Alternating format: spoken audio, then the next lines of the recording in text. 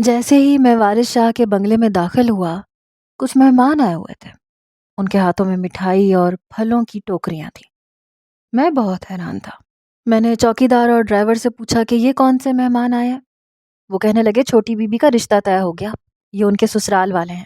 یہ سن کر میرا دماغ کھول کے رہ گیا۔ اپنی منزل کے اتنا قریب آ کر میں اتنی بڑی شکست نہیں کھا سکتا تھا۔ بہرحال رائما کا رشتہ طے ہو چکا تھا، لیکن اس نے میرے بارے میں ابھی تک اپنے گھر والوں سے کچھ کہا بھی نہیں تھا۔ یونیورسٹی وہ چھوڑ چکی تھی۔ میں اس وقت اتنا بے چین تھا کہ بیان سے باہر تھا۔ کچھ ہی دیر میں مجھے وارث شاہ نے گھر کے اندر بلایا۔ جیسے ہی میں اندر گیا تو رائما بھی وہیں بیٹھی تھی، بہت غصے سے مجھے دیکھ رہی تھی۔ اندر ہی اندر میرا دل زور زور سے دھڑک رہا تھا۔ وہ کہنے لگے کہ رائما یونیورسٹی چھوڑ چکی ہے، ویسے بھی اب اس کا رشتہ طے ہو گیا ہے۔ جیسے ہی اس کی منگنی کی شاپنگ پوری ہو جائے گی، تم چاہو تو جا سکتے ہو، کیونکہ 15 دن بعد اس کی منگنی ہے اور 2 مہینے بعد شادی۔ میں نے کہا بہت بہت مبارک ہو آپ کو چھوٹی بی بی۔ میں اسی کو دیکھ رہا تھا لیکن وہ نظریں بدل گئی۔ میں نے کہا چھوٹی بی بی نے کہیں شاپنگ پہ جانا ہے تو میں لے جاتا ہوں۔ میں اس وقت اس کے ساتھ اکیلے میں بات کرنا چاہتا تھا۔ میں ایک ایسا موقع چاہتا تھا کہ وہ مجھے تنہائی میں میسر ہو جائے۔ لیکن وہ کہنے لگی کہ نہیں، مجھے شاپنگ پہ نہیں جانا بابا، جو بھی میرے سسرال کی طرف سے کپڑے آئیں گے میں وہی پہن لوں گی۔ آپ چاہیں تو انہیں چھٹی دے سکتے ہیں، کیونکہ مجھے اپنی منگنی تک کہیں نہیں جانا، نہ کوئی شاپنگ کرنی ہے۔ بڑے تیکھے تیوروں سے وہ مجھے دیکھ رہی تھی۔ میں لاؤنج سے باہر نکل گیا۔ غصے سے میرا برا حال تھا۔ میں نے اس کے موبائل پر کال کی، اس نے کال کاٹ دی۔ میں نے اسے میسج کیا۔ میں نے کہا رائما مجھے تم سے بات کرنی ہے، پلیز ایک بار میرے ساتھ چلو، ایک بار میری بات سن لو۔ اس کا ایک ہی میسج آیا، شکر کرو میں نے تمہارا پول اپنے باپ کے سامنے نہیں کھولا، ورنہ وہ تمہارا کیا حشر کر سکتا تھا تم اچھے طریقے سے جانتے ہو۔ میں نے کہا مجھے کسی کی پرواہ نہیں ہے، تمہیں جو کچھ کہنا ہے اپنے باپ سے کہہ سکتی ہو، بس ایک بار میری بات سن لو۔ وہ کہنے لگی مجھے کچھ نہیں سننا، دوبارہ مجھے کال مت کرنا ورنہ میں اپنے بابا سے سب کچھ کہہ دوں گی۔ یہ کہہ کے اس نے فون بند کر دیا۔ میں واپس اپنے گھر آ چکا تھا لیکن بے حد پریشان تھا۔ بہرحال دن یوں ہی گزرنے لگے۔ میں روز اسے کال کرتا، میسج کرتا، لیکن وہ کوئی جواب نہیں دیتی تھی۔ میری یہ حالت تھی کہ وہ ایک بار مجھے مل جائے تو سارے حساب پورے کر دوں۔ کچھ دن بعد میرے پاس کورٹ سے ایک نوٹس آیا جس نے میرے ہوش اڑا کے رکھ دیے۔ میں نے اس کے ٹکڑے کر کے پھینک دیا۔ میں نے کہا تم میرے ہاتھوں سے بچو گی نہیں۔ اب میں جانتا تھا کہ اس کی منگنی کس تاریخ کو ہے اور وہ کس پارلر میں جا کر تیار ہوگی، اس لیے میں مقررہ وقت پر اپنی گاڑی میں اس کے پارلر کے سامنے کھڑا تھا۔ بڑے غصے سے گاڑی سے نیچے اترا، پارلر کا دروازہ کھٹکھٹانے لگا۔ باہر کھڑا گارڈ کہنے لگا کہ آپ کو کس سے ملنا ہے؟ میں نے کہا اندر رائما نام کی لڑکی ہے، میں اسے لینے آیا ہوں۔ اس نے اندر فون کیا، کہنے لگا کوئی رائما کو لینے آیا ہے، اس کا ڈرائیور ہے۔ کچھ ہی دیر میں وہ باہر آئی لیکن مجھے دیکھ کر واپس اندر جانے لگی۔ تب تک میں اس کی کلائی پکڑ چکا تھا۔ وہ کہنے لگی میرا ہاتھ چھوڑو۔ میں نے کہا سوال ہی پیدا نہیں ہوتا کہ میں تمہیں چھوڑ دوں، کہا تھا نا تم سے کہ ایک بار میری بات سن لو۔ یہ کہتے ہوئے میں اسے اپنے ساتھ لے جانے لگا لیکن اس نے شور سا مچا دیا۔ چوکیدار کھڑا ہو گیا، کہنے لگا چھوڑو لڑکی کا ہاتھ۔ میں نے جیب سے پسٹل نکالی اور اس کی طرف تان دی۔ میں نے کہا یہیں ڈھیر کر دوں گا تمہیں، جاؤ جا کے اپنی کرسی پہ بیٹھو۔ یہ دیکھ کر رائما کا رنگ اڑا تھا، کہنے لگی موسیٰ میرا ہاتھ چھوڑو۔ چوکیدار واپس اپنی کرسی پہ بیٹھ چکا تھا اور میں زبردستی رائما کو گھسیٹتا ہوا اپنی گاڑی تک لایا تھا۔ وہ اپنے دوسرے ہاتھ سے میرے ہاتھ کو اپنے ناخنوں سے نوچ رہی تھی، اپنا ہاتھ چھڑوانے کی کوشش کر رہی تھی۔ کہنے لگی اگر میرے باپ کو پتہ چل گیا نا تو تمہیں چھوڑے گا نہیں، تمہیں جان سے مار دے گا۔ میں نے کہا چوڑیاں تو میں نے بھی نہیں پہنی۔ یہ کہہ کر میں نے گاڑی کا فرنٹ ڈور کھولا، اسے اندر دھکیل کے بٹھایا، پھر زور سے گاڑی کا دروازہ بند کیا۔ تیزی سے میں ڈرائیونگ سیٹ کی طرف آ کے بیٹھا تاکہ وہ دروازہ کھول کے باہر نہ نکل سکے۔ گاڑی میں بیٹھتے ہی میں نے گاڑی کو لاک کیا۔ اب وہ دروازہ نہیں کھول سکتی تھی لیکن کوشش میں لگی ہوئی تھی۔ میں نے گاڑی سٹارٹ کی اور بڑی تیزی سے گاڑی چلانے لگا۔ وہ کہنے لگی تم یہ اچھا نہیں کر رہے، کچھ دیر میں میرے باپ کو پتہ چل جائے گا اور پھر وہ تمہیں چھوڑے گا نہیں۔ میں نے کوئی جواب نہیں دیا، بس تیز اسپیڈ میں گاڑی چلاتا رہا۔ وہ کہنے لگی موسیٰ تم ٹھیک نہیں کر رہے ہو۔ میں نے کہا اگر تم نے اپنی زبان بند نہ کی تو میں یہ گاڑی کسی بھی دیوار کے ساتھ مار دوں گا، خود بھی مر جاؤں گا، تمہیں بھی مار دوں گا، اس لیے چپ چاپ بیٹھی رہو۔ لیکن وہ رونے لگی، کہنے لگی مجھے نہیں جانا تمہارے ساتھ کہیں بھی۔ میں نے کہا خلا کا نوٹس تم نے بھیجا تھا یا تمہارے باپ نے؟ میری بات سن کے وہ چپ سی ہو گئی۔ میں نے کہا میری بیوی ہوتے ہوئے، میرے نکاح میں ہوتے ہوئے تم کسی اور کے نام کی انگوٹھی پہنو گی؟ موسیٰ کو بیوقوف سمجھ رکھا ہے یا تمہارے باپ نے مجھے اور میرے گھر والوں کو مذاق سمجھ رکھا ہے؟ جب چاہیں گے ہماری زندگی کو تماشا بنا کے رکھ دیں گے اور ہم چپ چاپ سہتے رہیں گے، لیکن اب باری تمہارے باپ اور بھائی کی ہے۔ میں شہر سے کافی دور نکل چکا تھا، سنسان سڑکوں کو دیکھ کے رائمہ کی جان نکلی تھی۔ کہنے لگی تم مجھے کہاں لے کے جا رہے ہو؟ میں نے کہا میں اپنی بیوی کو کہیں بھی لے کے جا سکتا ہوں۔ کہنے لگی میں نہیں مانتی ایسے رشتوں کو، خدا کے لیے مجھے بدلے کا سامان مت بناؤ، میرا کوئی قصور نہیں ہے۔ میں نے کہا میری بہن کا بھی کوئی قصور نہیں تھا جسے خاور نے اپنے بدلے کا نشانہ بنایا تھا اور اب دوسری شادی رچانا چاہتا ہے۔ دیکھو تو صحیح اب میں کیا کرتا ہوں اس کے ساتھ، بہت محبت ہے نا اسے اپنی بہن سے، جان نچھاور کرتا ہے نا تم پہ۔ اب دیکھو ان دونوں باپ بیٹے کو میں تگنی کا ناچ نہ نچوا دوں تو موسیٰ نام نہیں میرا۔ میں بے حد غصے میں تھا، لیکن رائمہ بے حد خوفزدہ ہو چکی تھی۔ میں نے کہا اپنی بہن کے ایک ایک ظلم اور زیادتی کا بدلہ لوں گا میں تم سے، اس کے ایک ایک آنسو کا حساب تم دو گی۔ وہ روئے جا رہی تھی۔ میں نے کہا تمہارے باپ نے کیا سمجھ رکھا تھا مجھے کہ میں سب کچھ بھول جاؤں گا؟ میرے باپ نے اگر کم عمری میں مجھے بیرون ملک بھیج دیا تھا تو کیا میں واپس نہیں آؤں گا؟ کبھی پاکستان کا رخ نہیں کروں گا؟ پچھلے سارے حساب کتاب بھول جاؤں گا اور وہ ایک خلا کا نوٹس بھیج کے فارمیلٹی پوری کرے گا اور عدالت کے ذریعے سے خلا حاصل کر لے گا۔ پچھلے 12 سال سے میرے سینے میں جو آگ دہک رہی ہے وہ اب آتش فشاں بن چکی ہے اور اب تم سب کو جلا کے راکھ کر دے گی۔ میں نے گاڑی اپنے چھوٹے سے فارم ہاؤس کے سامنے جا کے کھڑی کی، ہارن دیا تو چوکیدار نے دروازہ کھولا۔ میں نے گاڑی اندر لے جا کے پارک کی، رائمہ سے کہا کہ نیچے اترو۔ وہ کہنے لگی دیکھو مجھے اپنے بدلے کا نشانہ مت بتاؤ، میرا کوئی قصور نہیں ہے۔ میں نے کہا قصور میری بہن کا بھی نہیں تھا، نیچے اترو، میں ملازمین کے سامنے کوئی تماشا نہیں چاہتا، ورنہ تمہیں گھسیٹتے ہوئے جیسے لے کے آیا ہوں ایسے کمرے میں بھی لے جاؤں گا۔ میرا لہجہ بہت سخت تھا، اس لیے وہ خاموشی سے گاڑی سے نیچے اتری۔ میں نے بھی فرنٹ ڈور کھولا، باہر نکلا، دروازہ زور سے بند کیا، پھر اس کا ہاتھ پکڑ کر اسے لاؤنج میں لے آیا جو کہ بالکل خالی تھا۔ وہ کہنے لگی موسیٰ پلیز میرے ساتھ سب کچھ مت کرو، لیکن میں بالکل بے حس ہو چکا تھا۔ میرے تلخ ماضی نے مجھے بدل کے رکھ دیا تھا، مجھے اس وقت کچھ پتہ ہی نہیں تھا۔ کچھ دیر بعد میرے چھوٹے موبائل پہ بیل بجنے لگی، نمبر وارث شاہ کا تھا۔ میں نے وہ موبائل اٹھایا اور زور سے دیوار سے مار دیا، کیونکہ اب مجھے موبائل کی ضرورت تھی ہی نہیں۔ میں رائمہ کو اپنے کمرے میں لے گیا، جا کے بیڈ پہ دھکیل کے پھینکا، پھر کمرے سے باہر آ کر میں نے دروازہ بند کر دیا۔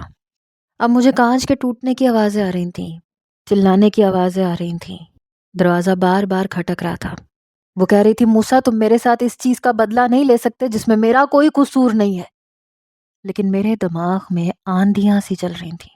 اس کے رونے چلانے کی آواز میں مجھے نیلم کی آواز سنائی دے رہی تھی۔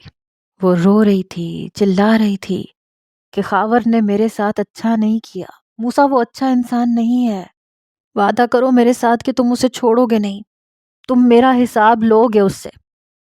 اور میں بھی رو رہا تھا، سسکیوں سے رو رہا تھا۔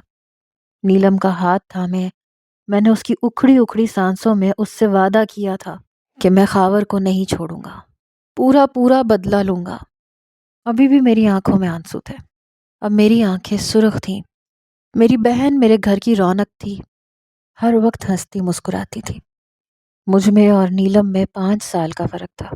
ہماری والدہ کا انتقال اس وقت ہوا جب ہم بہت چھوٹے تھے، یوں کہیں کہ میں بہت چھوٹا تھا۔ نیلم اس وقت 10 سال کی تھی اور میں 5 سال کا۔ 10 سال کی عمر میں اس نے مجھے بڑی بہن کم اور ماں بن کے زیادہ پالا تھا۔ میں اپنی والدہ کی یاد میں روتا رہتا۔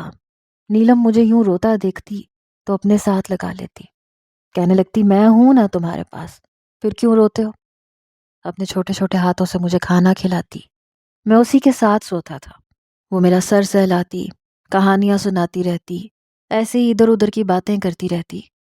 مجھے لگتا تھا جیسے 10 سال کی عمر میں وہ بہت بڑی ہو چکی تھی، وہ بالکل میری ماں جتنی ہو چکی تھی۔ میرے والد کو شروع سے ہی سیاست میں دلچسپی تھی، وہ سیاست میں اپنی دھاک بھی بٹھا چکے تھے۔ ہمارے گھر میں کسی چیز کی کوئی کمی نہیں تھی۔ لوگ میرے والد کو بھی اسی لیے پسند کرتے تھے کیونکہ انہوں نے ابھی تک جتنے بھی وعدے کیے تھے انہیں پورا کیا تھا۔ ہمارے قریبی گاؤں میں، قصبوں میں، جہاں میرے والد کی شہرت تھی اور جہاں سے انہیں ووٹ ملتے تھے، وہاں پر میرے والد نے گرلز اور بوائز اسکول الگ الگ بنوائے تھے، ہاسپٹل بھی بنوایا تھا، گاؤں والوں کو تمام سہولیات بھی دی تھی۔ بڑی امید تھی کہ اس دفعہ بھی میرے والد الیکشن جیتتے تو انہیں صوبے کی وزارت مل جاتی۔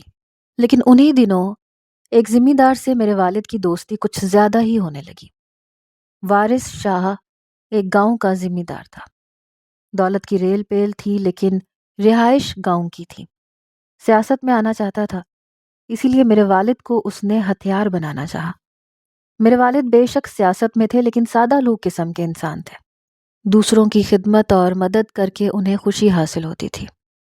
وارث شاہ نے ان سے تعلقات بڑھائے، دوستی بڑھانی شروع کر دی، پھر اپنے گاؤں کے سارے ووٹ میرے والد کو دلوائے۔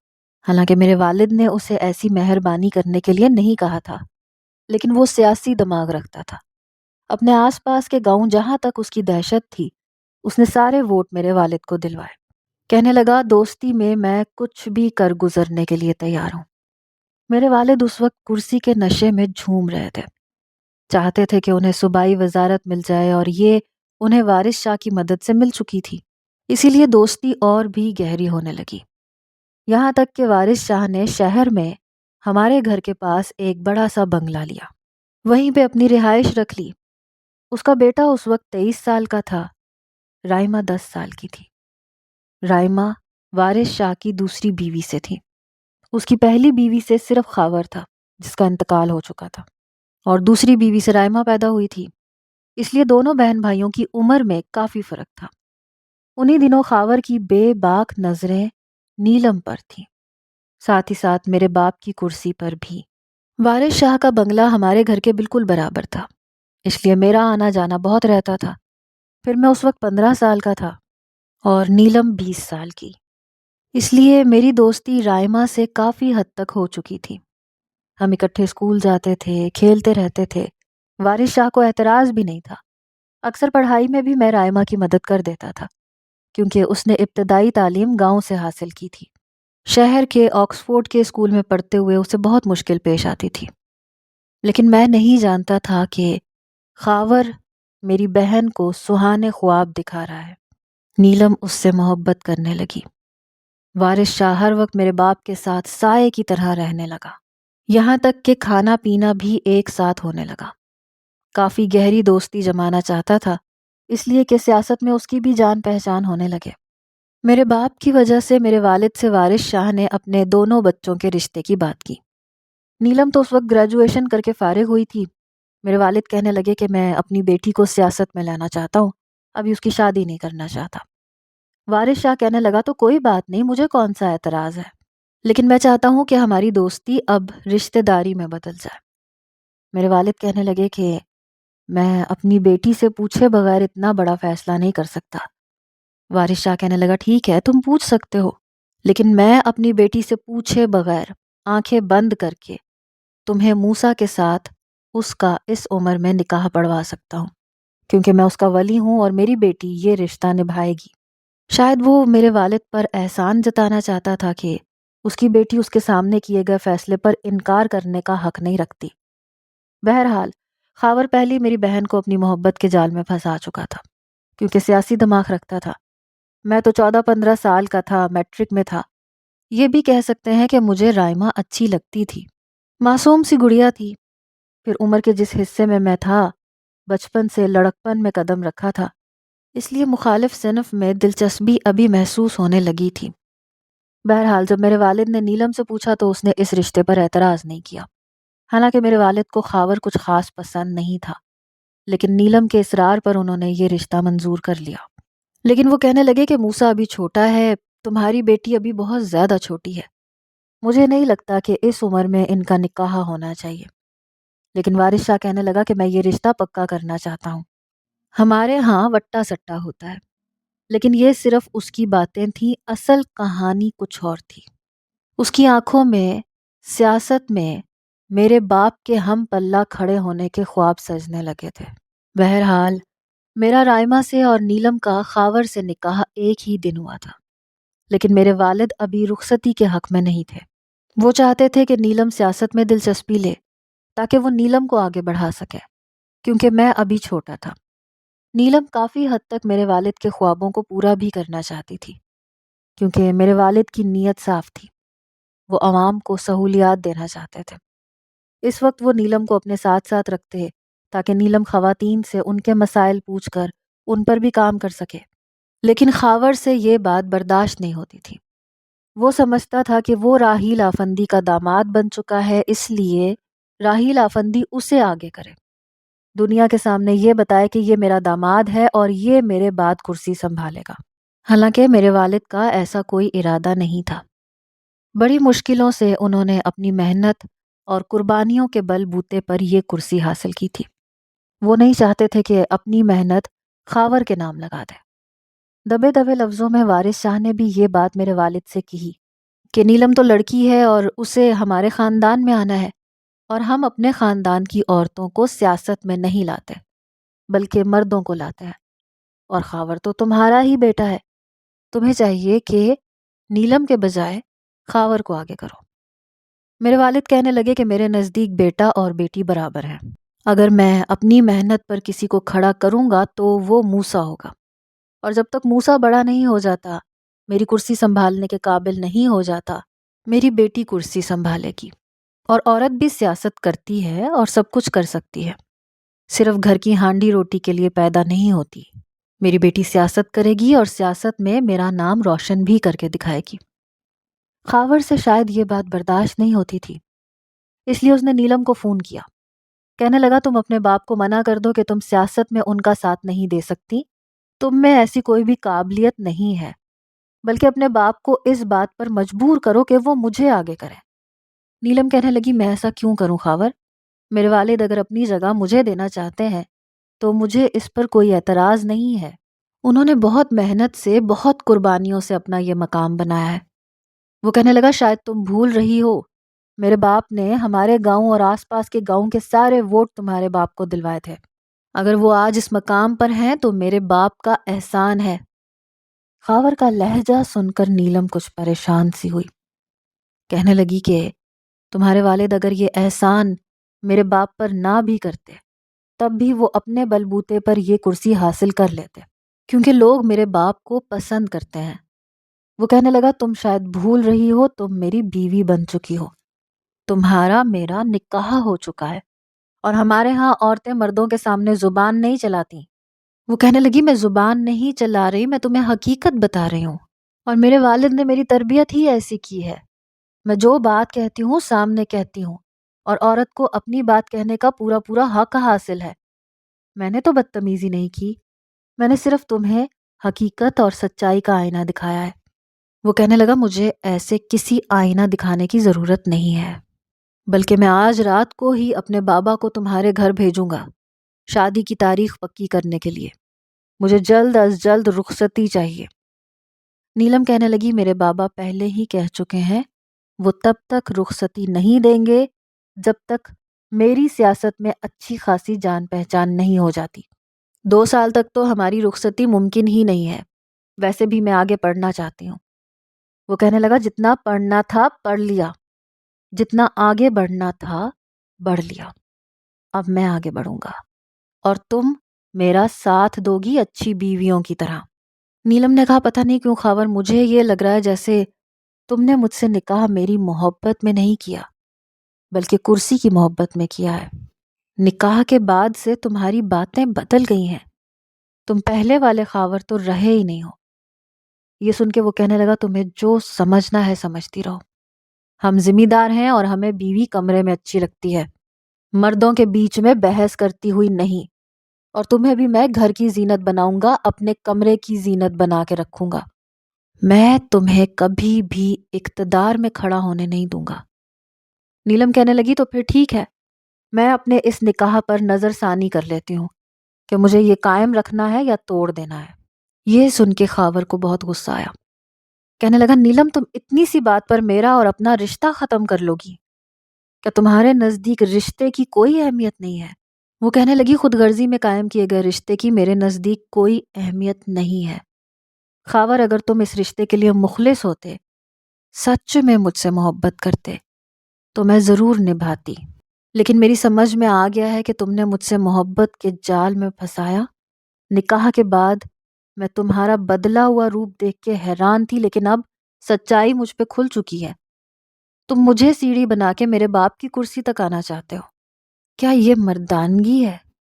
اگر تم واقعی سیاست میں آنے کے شوقین تھے تو اپنے بل بوتے پہ آتے، اپنی ان 2-4 قصبوں کے ووٹ اکٹھے کر کے تم سیاست میں آ جاتے، لیکن نہیں، تم نے میرے باپ کو ٹارگٹ کیا۔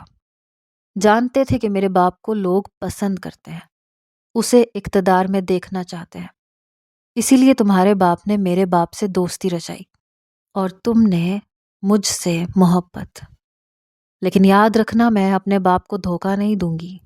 خاور کہنے لگا تم تو برا مان گئی یار، میں بس تم سے ریکویسٹ کر رہا تھا، میں تم سے سچی محبت کرتا ہوں اور رشتہ توڑنے کا تو سوال ہی پیدا نہیں ہوتا۔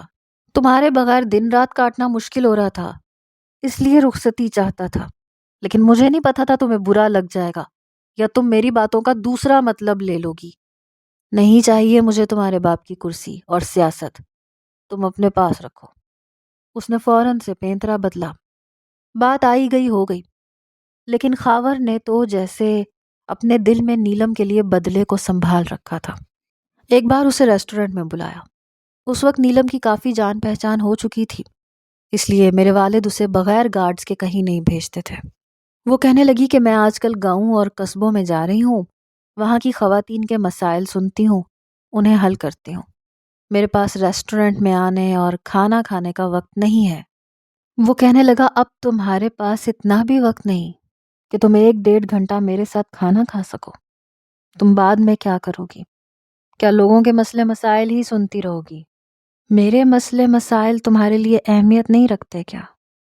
2 گھڑی بھی نہیں ہے تمہارے پاس میرے ساتھ گزارنے کے لیے؟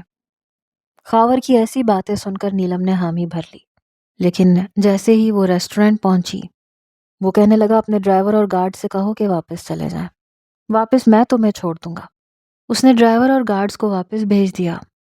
ایک 5 اسٹار ہوٹل کے نیچے ریسٹورنٹ میں خاور نے نیلم کو ڈنر کروایا، پھر کہنے لگا اوپر میں نے کمرہ بک کروایا ہے، وہاں کچھ ضروری کاغذات ہیں میرے والد نے دیے تھے، کہہ رہے تھے کہ میں تم سے ڈسکس کر لوں۔ اب دیکھو یہاں ریسٹورنٹ میں تو ایسی باتیں ڈسکس نہیں ہو سکتی، میرے ساتھ کمرے میں آؤ، کچھ دیر باتیں ڈسکس کر لیتے ہیں، پھر تم اپنے والد کو وہ بتا دینا۔ وہ کہنے لگی میں بھلا کیوں ڈسکس کروں؟ اگر وارث انکل کو کچھ کہنا ہے تو وہ ڈائریکٹ میرے والد سے کہہ سکتے ہیں۔ خاور کہنے لگا کہ تم بھی تو سیاست میں آ چکی ہو، سارے داؤ پیچ جانتی ہو، چلو آؤ نا، کچھ نہیں ہوتا، بس 10 منٹ کا کام ہے، پھر میں تمہیں تمہارے گھر چھوڑ دوں گا۔ وہ نیلم کو ہوٹل کے کمرے میں لے گیا، لیکن جیسے ہی وہ اندر گئی اس نے دروازہ بند کر دیا۔ نیلم یہ سب دیکھ کے حیران تھی، کہنے لگا بہت زبان چلانی آتی ہے تمہیں، مردوں کے سامنے بحث کرنے کی عادت ہے، آج تمہاری زبان پہ ایسا تالا لگاؤں گا کہ تم زندگی بھر یاد رکھو گی۔ نیلم کہنے لگی یہ کیا بدتمیزی ہے، دروازہ کھولو۔ خاور کہنے لگا یہ دروازہ اب نہیں کھلے گا جب تک میں تمہاری زبان بند کرنے کا انتظام نہ کر لوں۔ کب سے میں تمہارے باپ کی چمچا گیری کر رہا ہوں، اس لیے نہیں کہ وہ یہ سب کچھ تمہارے نام کر دے، تمہارے حوالے کر دے۔ ارے سیاست چلانا مردوں کا کام ہے، تم جیسی کمزور ہستی کا نہیں۔ اس نے زبردستی میری بہن سے اپنا حق وصول کیا، بے شک اس کے نکاح میں تھی لیکن رخصتی نہیں ہوئی تھی، اور اس نے کہا کہ اس بارے میں کسی کو بھی پتہ نہیں چلنا چاہیے۔ جس کمرے میں وہ میری بہن کو لے کر گیا تھا وہاں پہلے سے کیمرے لگے ہوئے تھے، ان کیمروں نے خاور کے چہرے کی تصویر کو بلر کر دیا۔ اور میری بہن کی ویڈیو کو وائرل کر دیا۔ سب لوگ میری بہن کو برا بھلا سمجھنے لگے، میرے باپ کو گالیاں دینے لگے، اور اس وقت وارث شاہ نے اپنی دھاک بٹھا لی، سب کچھ اپنے نام کر لیا۔ نیلم ایک پاک کردار لڑکی، اس نے اپنی اس طرح کی بدنامی پر زہر کھا لیا۔ میں اس کے سامنے رو رہا تھا، سسکیاں لے رہا تھا، کیونکہ وہ صرف میری بہن نہیں تھی، میری ماں بھی تھی۔ اس نے مجھے بچوں کی طرح سنبھالا تھا۔ ماں کی آغوش کا تو مجھے نہیں پتا کیسی ہوتی ہے، لیکن نیلم کی آغوش سے میں نے ماں کی ممتا کو محسوس کیا تھا۔ وہ میری بڑی بہن تھی جو اس وقت زندگی کی آخری سانسیں بھر رہی تھی۔ وہ مجھ سے وعدہ لے رہی تھی کہ تم میرا انتقام لوگے، تم خاور کو چھوڑو گے نہیں۔ میری آنکھوں سے بتدریج آنسو بہہ رہے تھے۔ نیلم کی باتیں ابھی بھی مجھے اپنے کانوں میں سنائی دے رہی تھیں۔ پھر میں کیسے اس کی بہن کو بخش سکتا تھا جو میرے نکاح میں پچھلے کئی سالوں سے تھی؟ اس وقت میرے والد کی ذہنی حالت بہت خراب ہو چکی تھی۔ لوگ انہیں پتھر مارنے لگے، برا بھلا کہنے لگے، نیلم کو گالیاں دینے لگے۔ میں بھی ذہنی اذیت سے گزر رہا تھا۔ میرے والد مجھے لے کر بیرون ملک چلے گئے۔ باقی کا تعلیمی سلسلہ میں نے وہیں پورا کیا۔ کئی سال بعد میں واپس آیا تھا، لیکن میرے سینے میں نفرت کی آگ اب آتش فشاں بن چکی تھی۔ جو آج رات میں نے رائما کے ساتھ کرنا تھا، خاور اپنے بالوں کو نوچنے پہ مجبور ہو جاتا۔ میں اپنے آنسو صاف کرتے ہوئے بڑے غصے سے کمرے میں داخل ہوا۔ وہ بیڈ پہ بیٹھی سسکیوں سے رو رہی تھی۔ پورے کمرے میں کانچ بکھرے ہوئے تھے۔ میں نے اپنے شوز اس کانچ پہ رکھے اور قدم آگے بڑھانے لگا۔ جیسے ہی میں بیڈ پہ بیٹھا وہ کہنے لگی، میں اپنی جان لے لوں گی اگر تم نے میرے ساتھ کچھ بھی زبردستی کرنے کی کوشش کی۔ میں نے مسکرا کے اسے دیکھا۔ میں نے کہا، تمہاری یہی ادائیں تو میری جان لیتی ہیں سویٹ ہارٹ۔ تمہیں کیا لگتا ہے میں تمہیں بخش دوں گا؟ میں جانتا تھا وہ بہت روئی ہے۔ اس میک اپ میں بھی اس کی روئی روئی آنکھیں میرا سکھ چین چرا رہی تھیں۔ وہ کہنے لگی، مجھے کمزور مت سمجھنا۔ میں نے کہا، میں ایسی گستاخی کر سکتا ہوں کہ میں تمہیں کمزور سمجھوں؟ میں تو تمہیں وہی سمجھتا ہوں جو تم ہو۔ کیا سوچ کے تم کسی اور کی ہونے جا رہی تھی؟ تمہیں میں بیوقوف نظر آتا تھا کہ تم جو چاہو گی میرے ساتھ کر لو گی؟ میں نے بھی کافی سنجیدگی سے بات آگے بڑھائی۔ وہ کہنے لگی، میں جانتی تھی تم جیسا بدماش ایسی اوچھی حرکتیں کر سکتا ہے، کبھی بھی کسی کو عزت نہیں دے سکتا۔ میں نے بڑی تیکھی نظر سے اسے دیکھا، لیکن جیسے ہی نظروں کا تصادم ہوا اس نے اپنا رخ غصے سے پھیرا تھا، لیکن جیسے ہی میں نے اپنا ہاتھ آگے بڑھا کر اس کے رخسار کو چھوا تو وہ کسی کرنٹ کی مانند پیچھے ہٹی۔ پہلی بار میں نے اس کے چہرے پہ خوف دیکھا۔ میں نے کہا، کیا ثابت کرنا چاہتی ہو تم؟ پورے کمرے کا حشر بگاڑ دو گی، چیزوں کو توڑ دو گی تو میں اپنے حق سے دستبردار ہو جاؤں گا۔ میری بات پہ اس نے کوئی جواب نہیں دیا۔ میں نے آگے بڑھ کے جیسے ہی سائڈ ٹیبل کا لیمپ آف کیا اور اس کے قریب ہونے لگا تو ہاتھ میں پکڑی پرفیوم کی ٹوٹی ہوئی شیشی اس نے پوری قوت سے میرے سینے کی جانب بڑھائی اور